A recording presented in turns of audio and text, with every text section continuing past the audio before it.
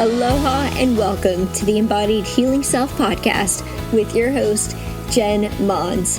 Each week, join me for soul-inspired, conscious conversations around embodied healing and awakening to your soul's purpose. Thank you for listening in. Aloha and welcome back. So this week, I'm going to get vulnerable with you guys. I'm going to share a personal story around my experience around Soul Retrieval and Shakti awakening. You've probably heard me talk about it a couple of times on a few episodes, and maybe you're wondering what it is, what it does, what it means. And I just want to preface this share with the framework that my experience was not something that I planned. It wasn't something that I knew about. I didn't actually ask for it. It came, and that has seemed to be a reoccurring theme in my life. When I was younger, I would avoid things that I knew I needed, and then they would show up, and I would have this really deep experience, and then I would become a person who would learn and then teach around that experience. So some people are able to know that this may be something that they need before it actually happens. In my case, that actually wasn't what happened. So let's just start by understanding what Shakti awakening is and what soul retrieval is. So Shakti is an energy within us. It comes from the Sanskrit word shak, which means to be able to. And Shakti is the Hindu personification of the divine feminine. And so a Shakti awakening, which can also feel like a kundalini rising or an energy rising within us, is a very powerful experience of the divine feminine, again, within each of us, whether male or female, that helps to restore balance in the body. And if we have the experience of a Shakti awakening, it can feel like all of a sudden we're complete, we're whole. We might have the feeling of peace or a Zen-like state. We might feel like we're transcending either our emotional and physical pain. We might have really clear, clairvoyant thoughts. We might feel connection with our ancestors, with the earth. We might feel tingling sensations. We might feel a deepened awareness of intuition. When our Shakti is out of balance, we usually feel an overabundance of the masculine energy. We feel overwhelmed. We feel exhausted. We might be unwell. We might be in physical pain. And we might feel super contracted and just rejected or abandoned, which is really just us self-abandonment and self-rejection of our own divine feminine, but it shows up externally in our relationships. And we might just feel trapped. So that's what a Shakti awakening is. Soul retrieval is a shaman practice where our soul is fragmented. So the energy of our soul is kind of broken, and maybe there's a part of our soul now these are my own words to describe my experience, but it feels like part of our soul is missing or jumped out of our body. So it feels very much like I do all the things and there's just something missing. I don't feel fulfilled. I just don't feel like myself. And it often happens, this fragmented soul or perception of the fragmented soul happens from a traumatic event or experience in our life. Either where we've been hurt by somebody or our physical body failed, or we believe that it failed us, something was out of control, something was very traumatic for us. And when we feel fragmented, we feel very low energy, very low vitality. We might feel a certain part of our body that's just stuck, and it's in pain and it's uncomfortable. And so soul retrieval is an ancient practice by shamans who bring these fragmented parts back into the soul to the person who feels that they are suffering from this loss into wholeness. Now, I had no idea what this was until I experienced it, and so I'm going to share with you my personal experience today. I'm going to take a deep breath and just allow myself to be taken to the moment where I experience this. So to give you the framework for this experience, I'm going to share with you a couple of things that led up to this. The former version of me was very much in my masculine energy. I was a military academy graduate. I was a mechanical engineer. I was in the reserves. I had a Coast Guard license. I worked corporate as an engineer. When I became pregnant with my first daughter, I still was very much in my masculine role, my identity, in trying to prove myself, and really not paying attention to what my body as a mother carrying a baby needed. And that first pregnancy ended early. It ended in a very traumatic experience. I went in for my 32-week appointment and was immediately taken to the hospital for high blood pressure, which resulted in just a few days later liver failure, something called HELP syndrome. I was in the hospital for 5 days before she was born. She was born 6.5 weeks early, my daughter. And she was in the hospital for a month. I was in for almost 2 weeks. And there were about 5 days that I really don't remember that well. It was really playing the game of trying to keep the baby in long enough so that her lungs could be developed with a steroid shot, and trying to keep me in a place where my kidneys and liver would not completely fail.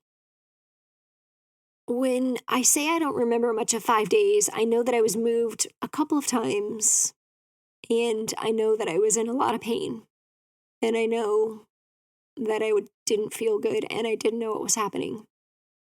I remember very few moments, almost just a few seconds, of my daughter's birth and even the days after. The moment that I remember is something around the word Belize, which I then later knew that I was supposed to go to Belize with my daughters and travel to the ancient Mayan ruins. That's another story. I remember the word Belize. I remember the moment that they removed her from me via C-section. And just for a quick moment, I felt like that was the moment that the veil had been lifted and I started to come out of my sleep. And in HELP syndrome, it's almost like an allergic or adverse reaction to the placenta. So the liver begins to create enzymes. Hemolysis, elevated liver, low platelet is what HELP stands for.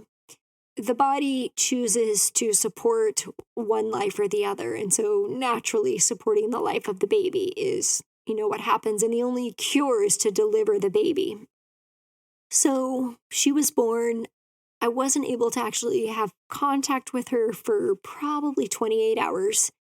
I remember continuing to get sick, actually. My liver continued to fail. And maybe the day after, I just remember having a moment where I couldn't really see anything except for like yellow lights, like sparkles around me. It was like tunnel vision. I was behind my body. I was in so much pain. I was trying to get the words out to let the nurses know how much pain I was in, but I just couldn't seem to communicate. And my husband sitting over on the side of me to the left, I remember thinking, he'll be okay. Like, I don't want to be in this pain. My daughter is born. She's here. And they'll be okay if something happens to me. And I can remember this voice coming in the left side of my ear and saying, this isn't about you. go down there and hold your baby. I hadn't even held her yet. So I go down there.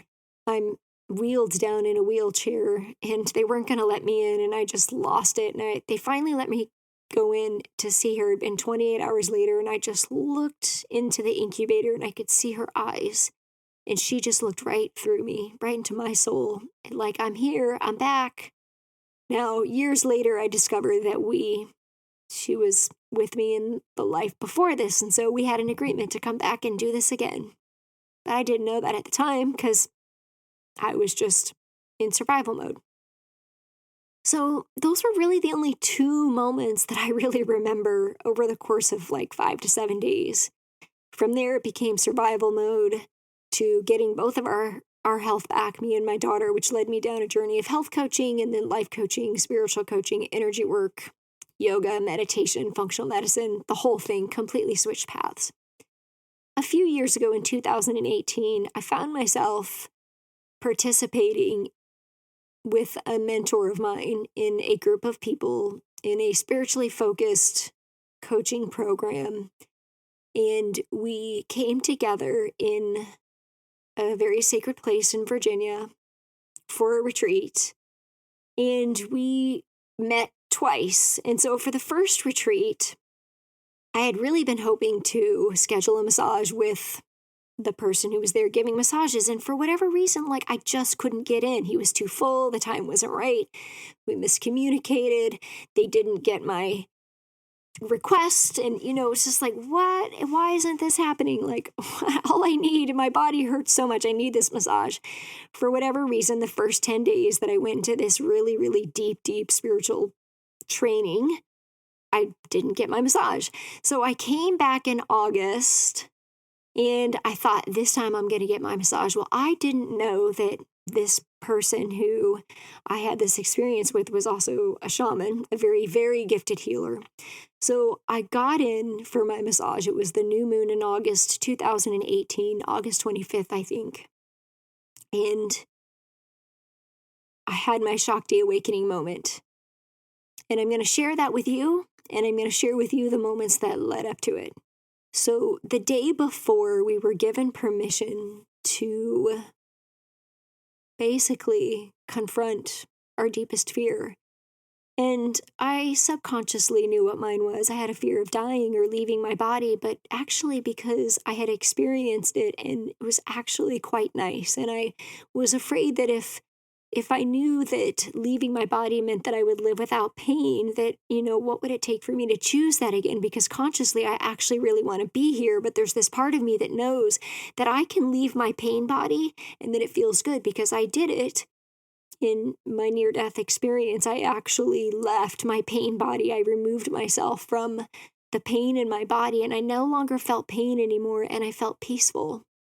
And I just had this overwhelming sense of peace on surrender, like I'm ready to go. And I felt like my spirit wanted me to stay. It felt like my ego wanted to leave, but my spirit wanted to stay, if that even makes sense. But it doesn't make sense because it doesn't have to. It was just my experience.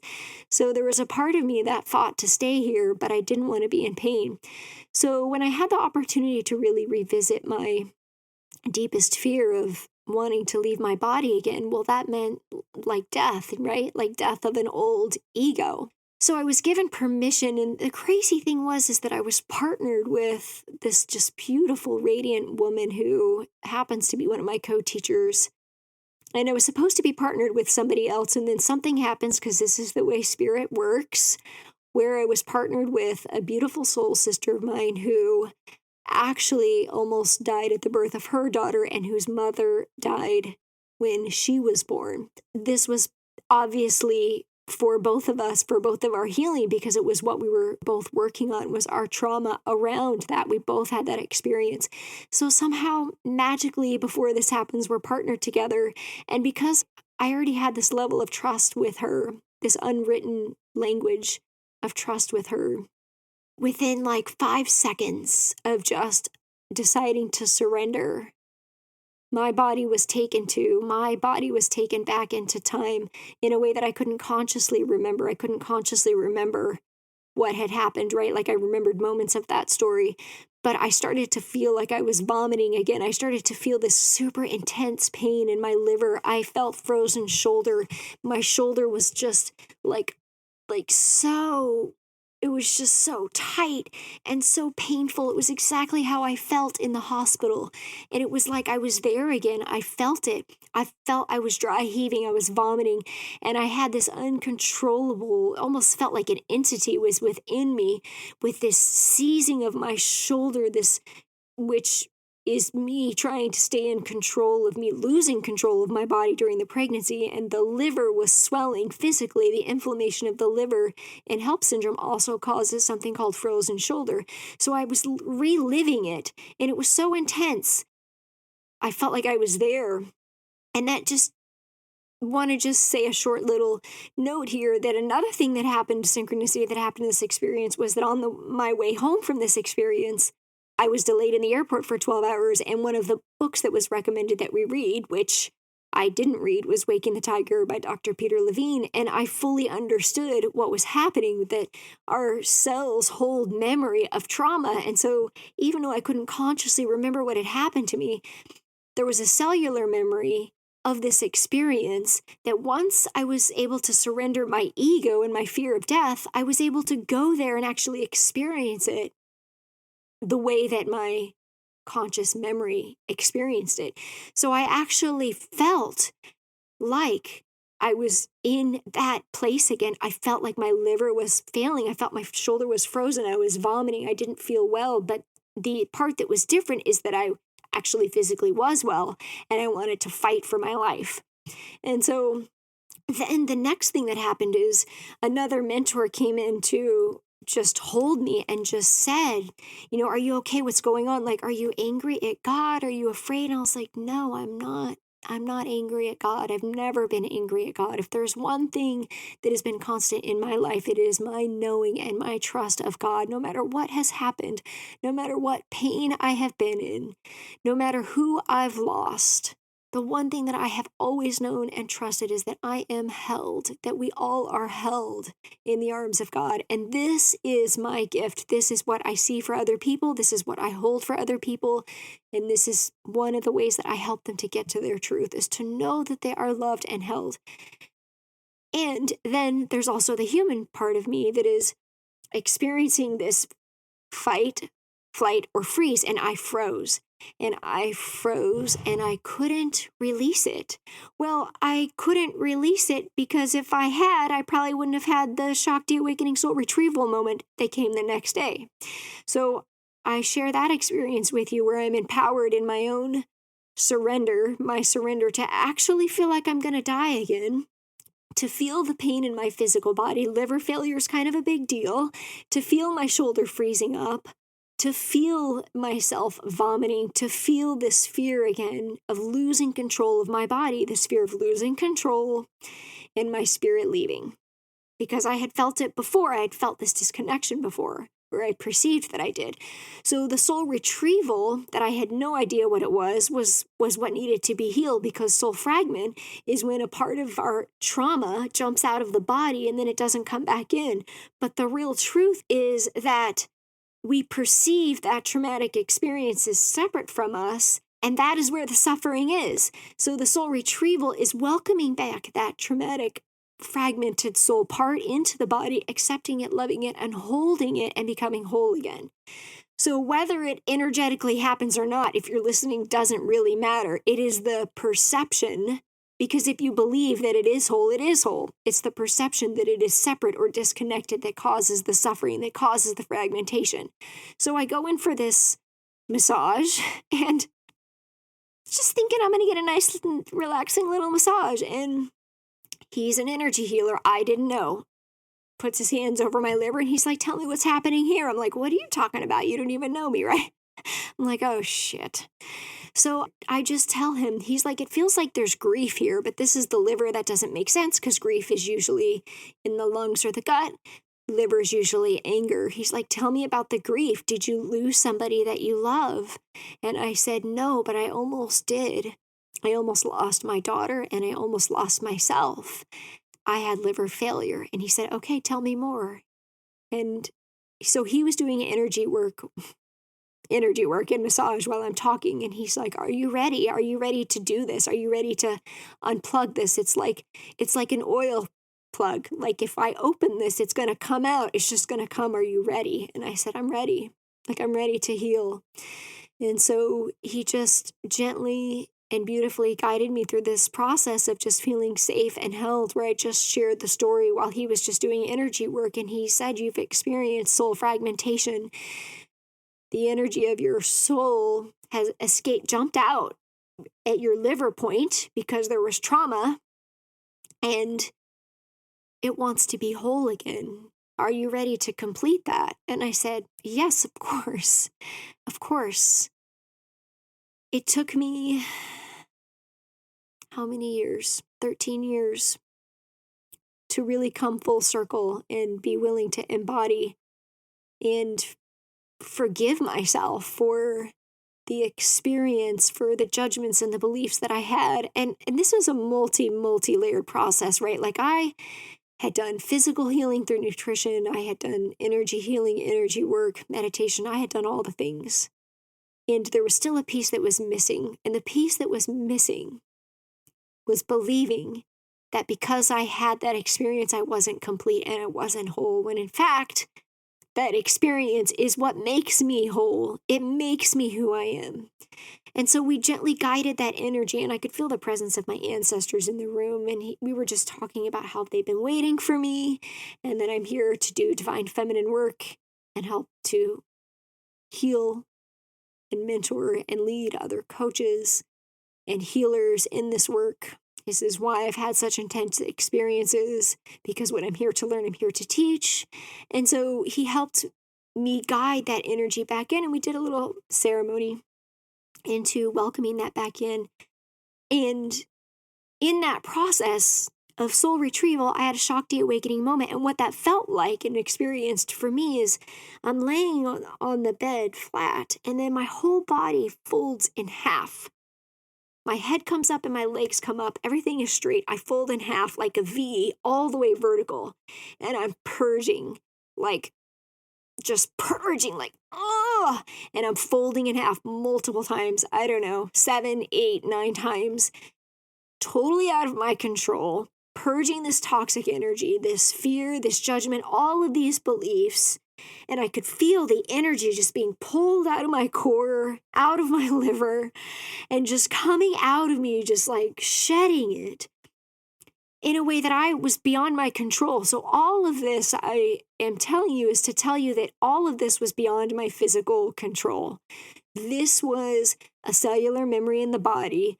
This was a higher power coming in to help me to heal, to purge the energies, the things that were holding me back.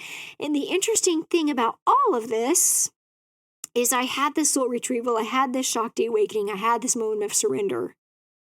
And what it did is, in that moment of surrender, it helped me remember my truth. It helped me to remember why I trusted God and how I see, sense, and feel Him, which is through my intuition. It is through clairvoyance. It is through clairaudience and clairsentience and claircognizance. And it helped me to remember that the veil, when it's lifted, that the truth is that we're all connected to this, to each other in this way. And for me, I had to have that experience to trust in that again. I had to have that experience to remember, because it was all about the power of surrender. It was all about surrendering to something greater than me. And when I did, when I went to the shadow, to my fear of dying again, a new veil was lifted. And I had a new vision. I could see things differently. I could see things from a different perspective. Not from shame, not from guilt, not from judgment, not from fear, but from truth. And it was a beautiful experience. So thank you for allowing me to share. Thank you for listening. For those of you that are still here, if you've had a soul retrieval or Shakti awakening, I'd love to hear from you. I'd love to hear your story and maybe even have you on the show. So send me a message, please.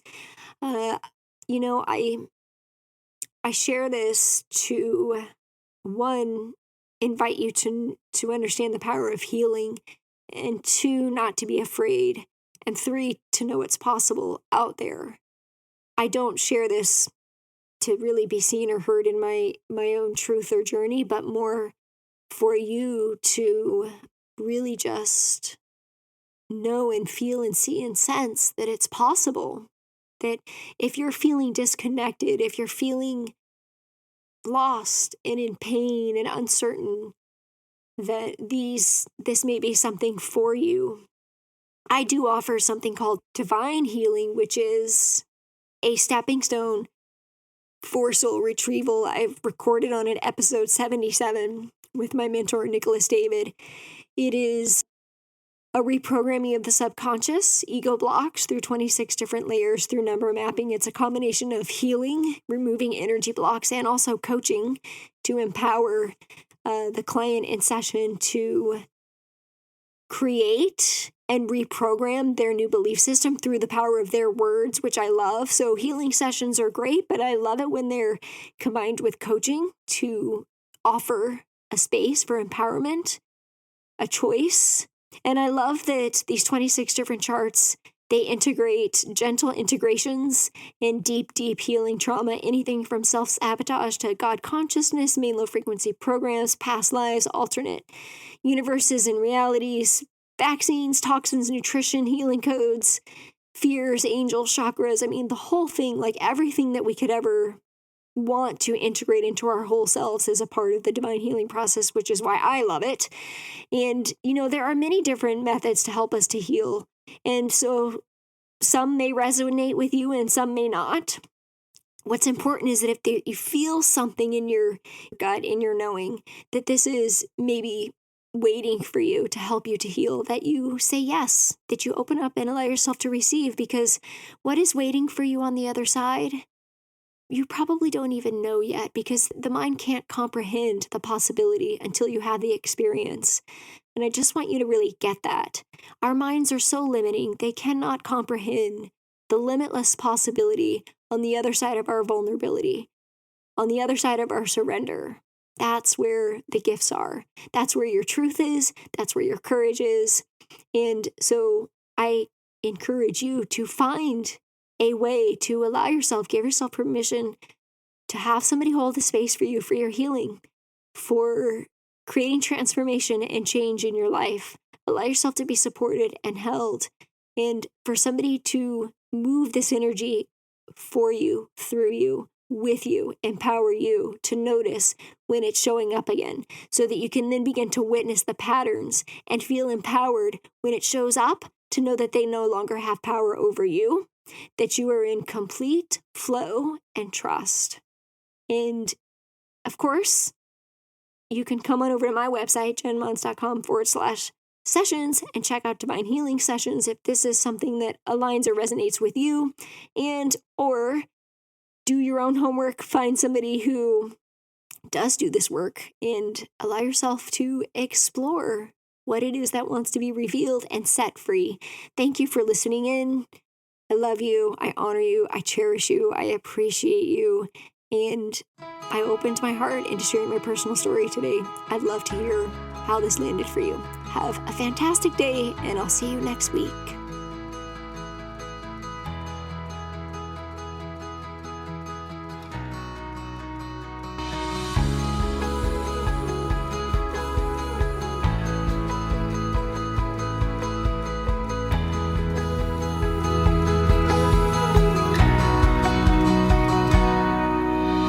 Hello, friends, and thank you so much for joining me today and being a part of this community.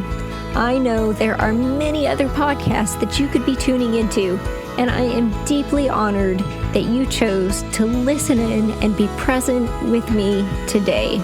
I love and cherish and appreciate you, and I want to invite you to join our tribe and Facebook group under jenmons.com/connect.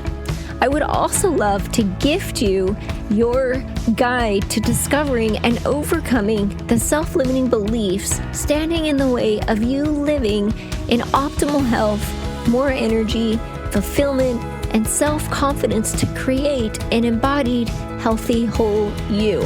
You can find this at jenmons.com/tribe. I also have one small request to help spread the love. In order for this podcast to show up in the feed of social media platforms of other like-minded people, we need reviews. So please head on over to jenmons.com/podcast to leave a review. You will also find other inspiring episodes on that page.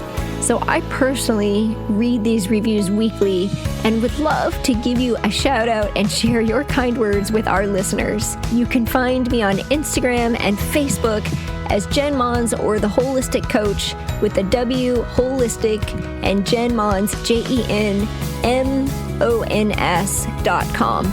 Thank you so much and have an amazing day. Aloha.